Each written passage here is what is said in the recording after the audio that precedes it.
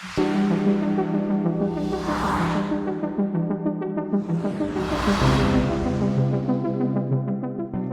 talk about smart glasses.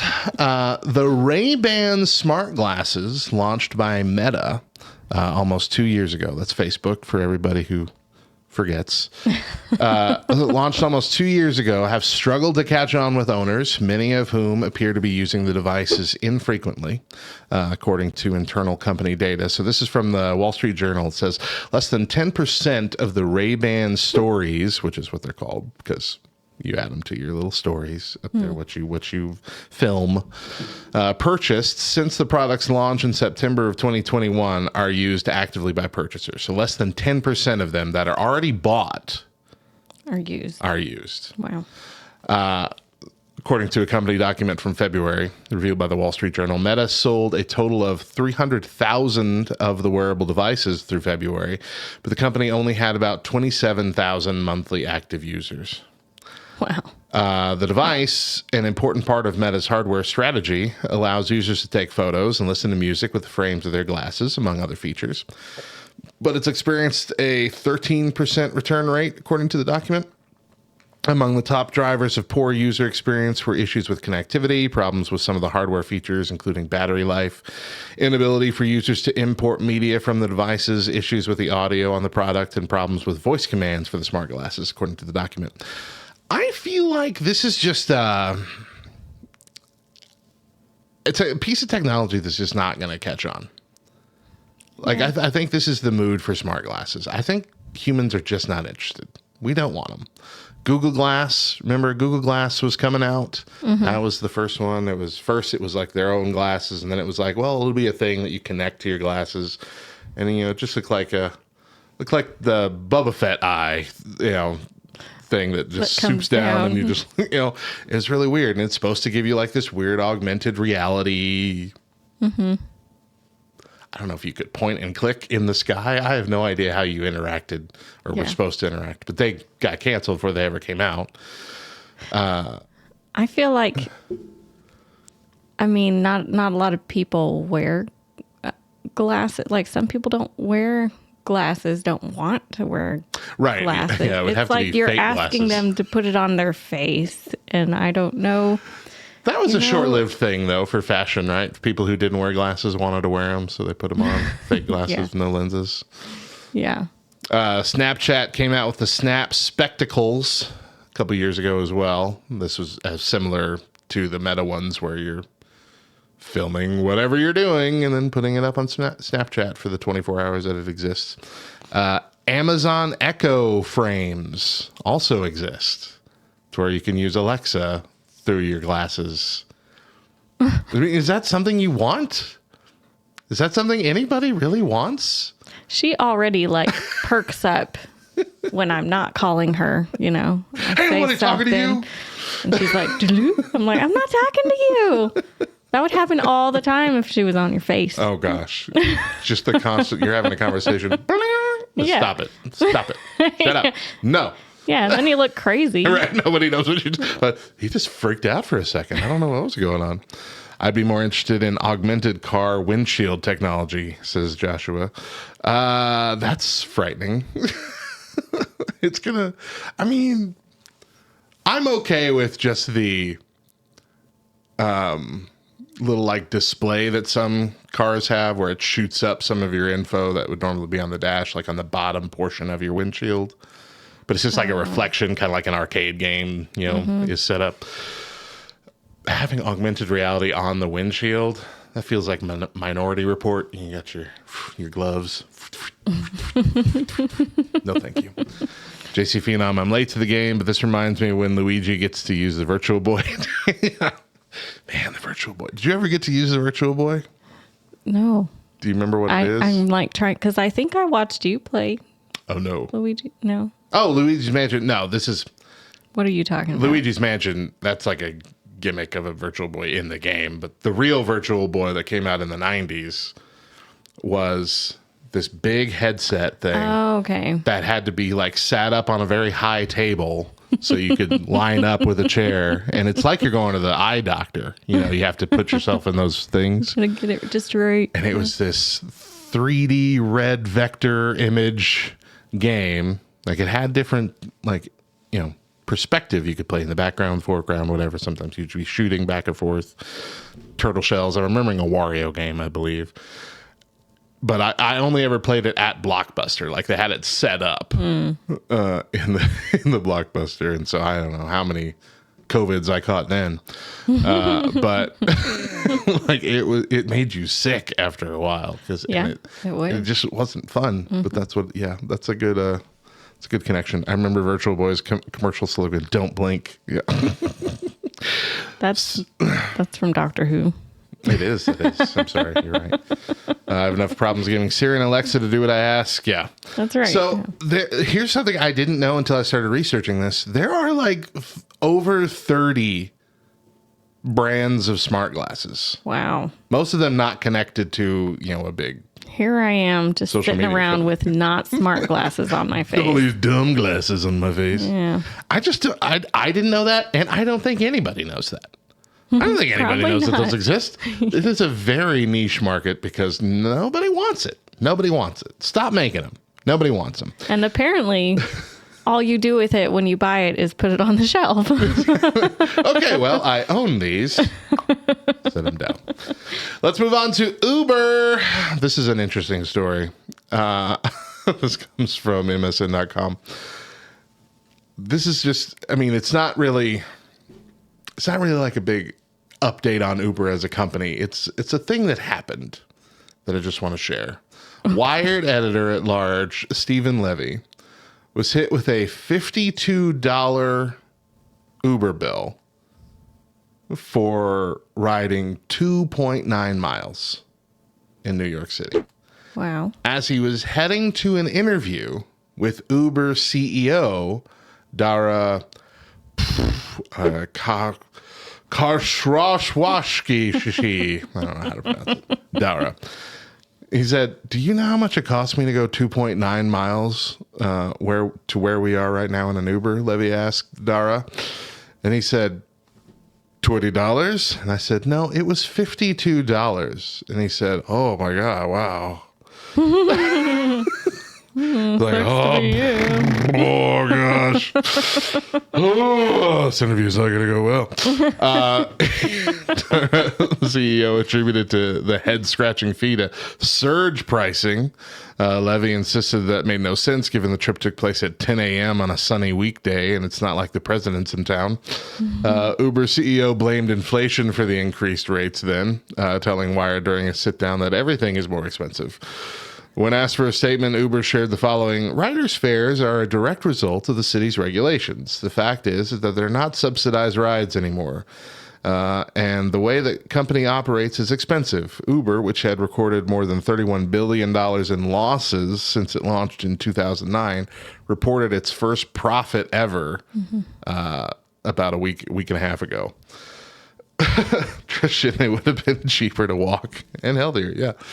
$52 for less than 3 miles of driving is insane money. That's crazy.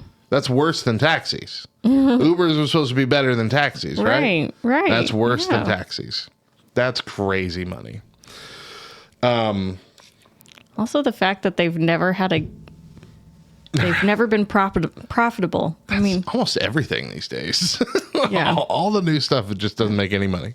But you wonder if it's like all the write-offs that they get to do and everything that puts them in the negative on purpose or something. I don't know. $31 billion in losses. Yeah, that's a lot of losses. In 12 years or 14 years? I don't know. I can't count.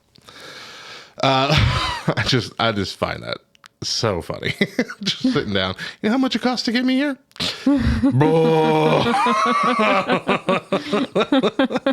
Lastly, let's talk about the Powerpuff Girls. Oh. You didn't expect this one, did you? No. If you were hoping to see the Powerpuff Girls in live action, it's sadly not happening anytime soon. Originally announced in 2020, this is from the nerdy.com, by the way, a pilot episode was ordered by the CW in February of 2021. The cast was selected in March of that year and included Chloe Bennett as Blossom, Dove Cameron as Bubbles, and Yana Perrault as Buttercup. The pilot was filmed but then issues began to spring up. The rumor was that it wasn't quite what the network wanted, but they were willing to have a second pilot shot. In the middle of all this, the sale of the CW to Nexstar was taking place, and the new owners are taking the network in some new directions. In May of 2021, the CW officially passed on the series and released the rights back to Warner Brothers TV to be shopped around. And now, according to a report from TV Line, the project is completely dead, not moving forward in any fashion. However, an animated reboot is in the works at Cartoon Network with creator Craig McCracken attached to the project. So we may get to see the trio in action once again in animated form, but for now, the dreams of a live action have definitely been dashed. I couldn't be happier with this news. Look, why? I won't lie. I watched the Powerpuff Girls, their first series, a lot. And I was probably too old to enjoy it at that point, but I did. And the idea of a live action CW Powerpuff Girls scares me to death. Do you think it was going to be all drama-y? It's going to be them as like teenagers or whatever, and it's going to be all full of sex and nastiness. It's going to be terrible. They're going to do what they did to Nancy Drew, okay? I didn't know about Nancy Drew being messed up by the CW until we had Emery Glenn, one of our LTN writers, write an article about Nancy Drew and if our characters should grow up with us. You know, the stuff that we had. It's a very good article. Just came out a couple days ago. But just after reading that and then seeing this news story, I'm like, oh my gosh, please no. That would be awful. I would very much rather have a reboot on Cartoon Network. Right. Gosh. Like, I even feel like Smallville, those first couple seasons. Oh my gosh, like, they were get over yourself. So dramatic. That's why I didn't even know. Can we just get to the superhero stuff, please? It wasn't until season 4 came out on DVD that I even knew that was a Superman show. Really? Like, I would see the commercials for it all the time, but then it wasn't until I was in Walmart and I saw the Superman logo on something in the DVD. I'm like, Smallville. Oh my gosh, that was Superman's hometown. Is this a show about Superman?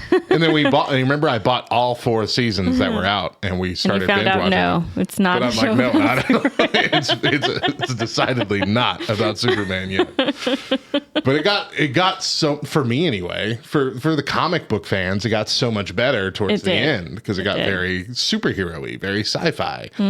There were elements of that in the first few seasons, but it was mainly just Lana like me. I can't tell her my secret. I'm an alien. Yeah. And if you're watching them when they come out, you don't see it as much as if you like watch episode one after the other after the other. Binge watching it's just all about, what's your secret, Clark? Why can't you trust me? Yeah, that was a show that did not lend itself well to binge watching. Yeah. Yeah. I thought you of all people would understand this. Yeah. They used that line 11,000 times in Smallville. I thought you of all people would understand, but I guess I was wrong. Storms off. Like, come on. So our season 1 finale was on July 13th, which is almost exactly a month ago. And in that month, we've missed a lot of nerdy news. So we're going to do a rapid fire recap today. Daedra's going to read the headlines, and then I'm going to give like a quick synopsis or something of the news story. All right. You ready? Sure. All right. Let's go. The movie War Games anticipated our current AI fears 40 years ago. There's nothing stopping anything in that movie from happening right now. Sleep well.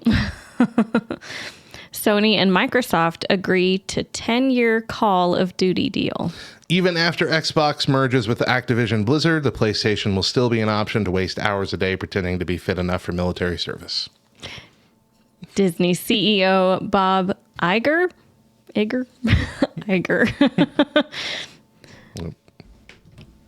says Marvel's diluted audience attention is from making too many Disney Plus shows. Out of Touch Iger forgets 7 of the 9 MCU shows were actually huge hits, while 5 of the 8 MCU movies in the multiverse saga were flops compared to the Infinity Saga era, and fails to admit that maybe the stories have just been kind of whack. Threads usage drops by half from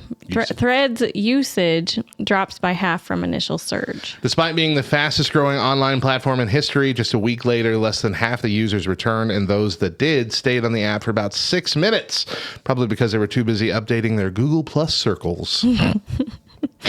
eGenesis plans to transplant gene-edited pig hearts into babies next year. It sounds like the start of a new Halloween blockbuster, Attack of the Baby Pigmen. But this could actually buy babies born with serious heart defects time enough to wait for human heart transplants. NYPD to test public announcement drones during emergencies. NYPD are totally not putting guns on drones, so if you see one coming, it's just going to tell you about the heavy snowfall on the way. We promise.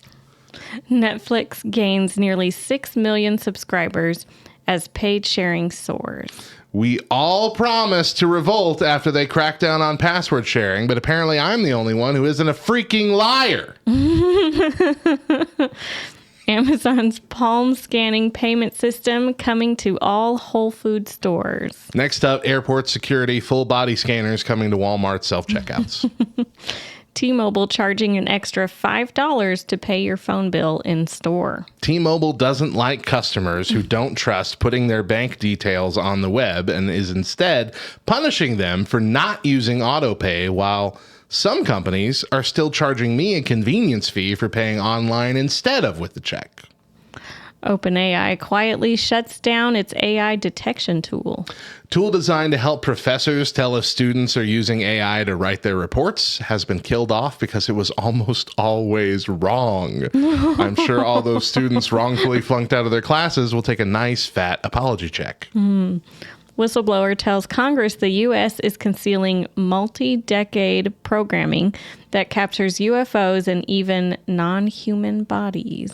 Aliens might be real, but literally no one cares. Nobody.